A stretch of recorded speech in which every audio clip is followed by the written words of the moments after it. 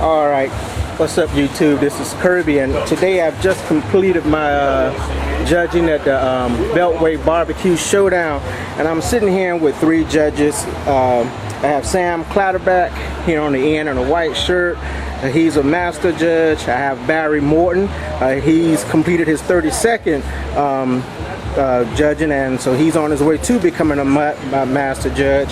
And I have Ben Hovland, and this is his very first time judging. So you're going to get a wide range of judging experience here today. Oftentimes the cook, now I've been doing a lot of cook teams, so y'all often hear them talking about becoming a judge before getting out and judging. So here you're going to get the judge's perspective of what it's like to be a judge, what's required to be a judge, and some of the criteria that they have when looking at food that comes before them on the table. All right, let's start with you, Sam. Sam, you're a master judge. Yes. All right. Tell me about your experience in becoming a master judge. So you've done over 30 some odd competition, judge over 52nd competition. All right, 52nd competition. I've been a master for over a year. Just got my kosher certification last weekend. Okay. We have a team called Here Come the Judge barbecue team that we have judges cook with us to get their master.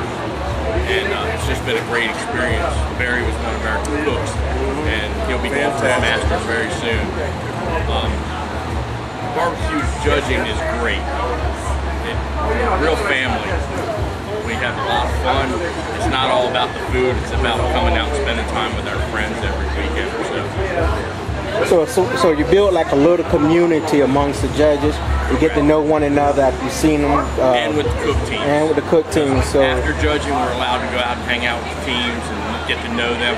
And we've got some real good friends out there now. And being a cook team ourselves, we really got to know them. Okay, all right. Ben, this being your first time, tell me, how was your first experience out as judging? It was a great time. I was just trying to learn a little bit and enjoy some barbecue and not eat too much. All right, Barry, tell me about some of your experiences in judging. You've done 30 some. Yeah, 32, and I'm studying to be a master judge. So I've cooked with a cook team. That was one of the criteria. Judge 30 contest, and now you have to take the KCBS Master Judges test. And so you take the online test to become a master judge. I have a goal to do international competitions and things like that. Oh, okay. Yeah, all right. Also judge World Food Championship. So I judge a lot of other food contests. So I'm really going for this master judge. Okay. Either one of you made it down to Memphis in May yet and tried that? Not I. Okay. I will one day, but not yet. American Royal? No, can't get in. I mean, you're not a master judge, they don't really look at you. Okay. You can empty out the trash can. He'll be a master's this year by then. Yeah. Well, let's talk about some of the foods you have to judge. What is some of the criteria that as a judge you're looking at? Let's say when chicken comes across, comes before you, what is some of the criteria that you're looking to judge in that piece of meat? Well, first is the 3 principles of appearance, taste, and tenderness. And so, do you want to dive right into it when you see it? Does it look dry or burnt? Some of the obvious things. Does it look like backyard cook made it, or does it look like something from a professional? Okay. And so we judge on that, and then of course the taste. Everybody's taste is different, wide variety, and especially if you go outside of this area, the different taste buds. North Carolina, I've seen the mustard sauce, vinegar, all kinds of things, and then the tenderness, that's dripping, and so that's what I really love about all the different nuances. Okay. All right. So, Barry, in your experience, chicken. I know today was your first day, but chicken. When you tasted chicken, what were you looking for? Again, I think looking for something that was flavorful, something that made me want to take another bite of it. Certainly when you're judging, you've got and chicken came first today, so you knew it was going to be a long day. And there was definitely some that made me think, you know what, I need to get another bite of this while I can. And then there was some that didn't quite get there, but I'm sure they will next time. Okay. Sam, in your opinion, what would a 180 piece of chicken taste like? First, it's going to taste like chicken. A lot of times, all you taste is sauce or rub. It still has to taste like chicken. It's got to be moist chicken, and everybody says it's got to be bite through skin.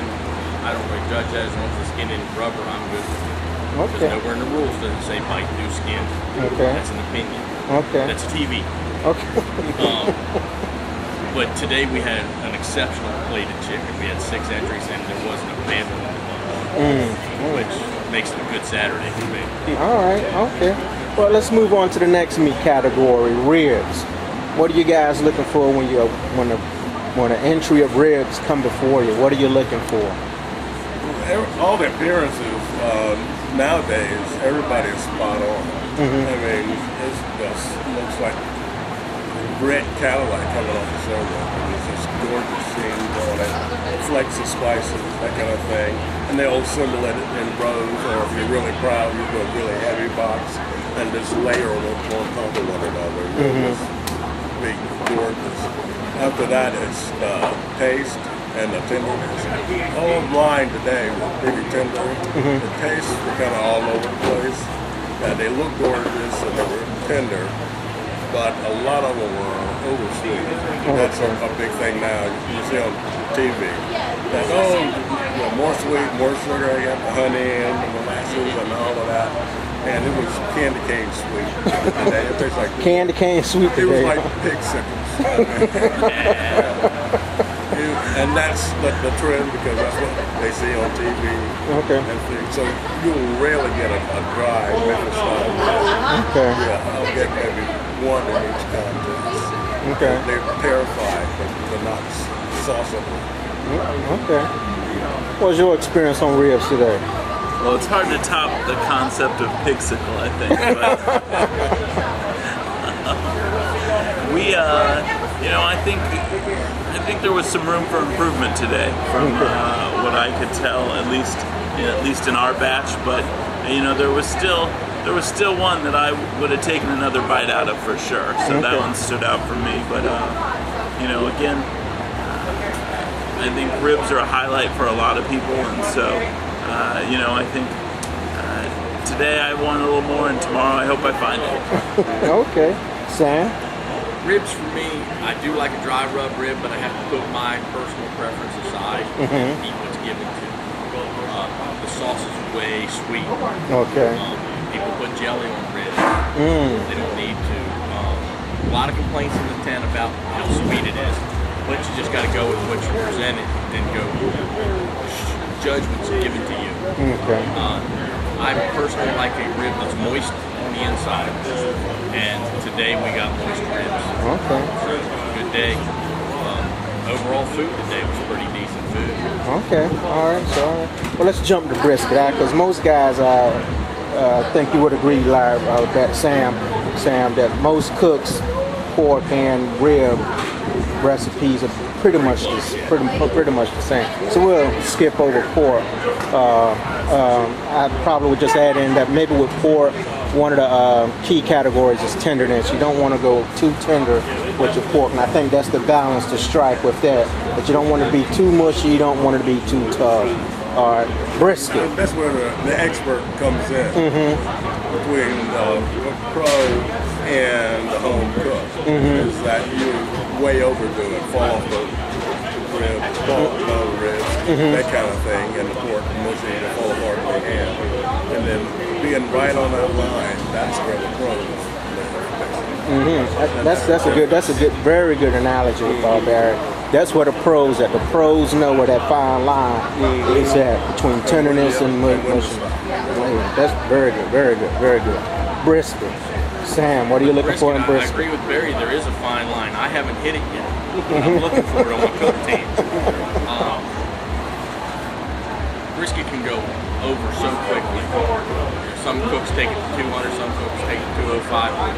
But depends on the brisket itself. It's all by feel.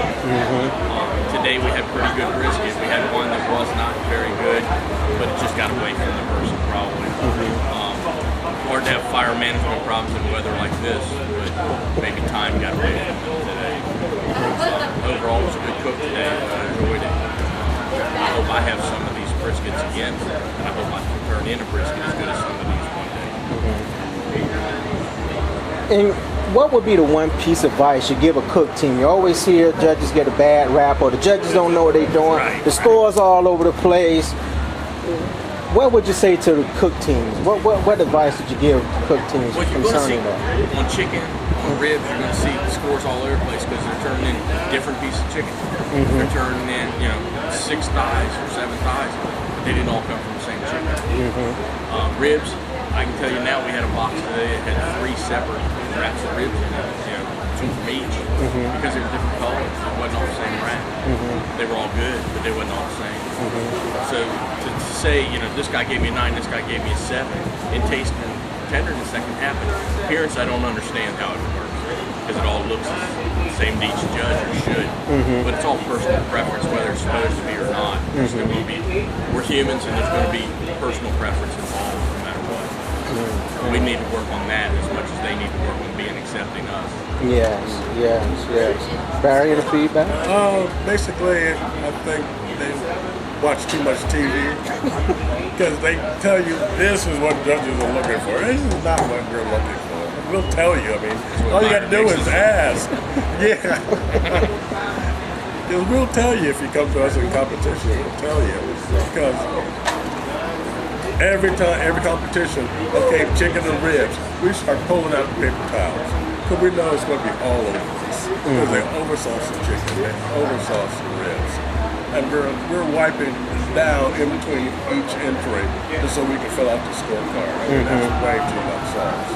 If you got a stack of paper towels just to get through chicken, and you make another stack of paper towels just to get through ribs, that's way over sauce. And then it backs way down with the pork and the brisket, and you actually get the taste of the meat. And so that's what I would give a recommendation to the team. I said the meat is the star. Wake up the star, not the sauce. Remember that. So it's the meat, not the sauce. That's the sauce. That's it. The meat, not the sauce. In the words of wisdom. Even though I know it's your first one, but share. I'd throw in a simple one from today as a first timer on brisket. I was the last person at our table when it went around that way, and for the first box there were only 5 burnt ends, so I didn't get one, and so that team lost probably a lot of flavor when I assessed it because there were only 5 burnt ends in that box. So and now I tasted the rest of their brisket and it wasn't bad, but I bet that piece of burnt end would have been even better. Okay. Well, gentlemen, I want to thank you for your time. Sam Clatterback from Here Come the Judge competition team. Also, and you said that's the team of master judges? Master judges, and we cook so judges can get their masters. All right, so if you're looking to get your master judge, you're a KCBS judge, and you're looking to get your master certification, there's a team out there for you. Barry Morton. Working on that. And Ben Hovland, he's just Hovland. One down, more to go. That's it. All right, No guys. longer free. Thank y'all for tuning in. If you like this video, subscribe it, share it. More to come. Thank you for watching. Have a blessed day. Poor judge gave out a bunch of 6s, and that's what happened.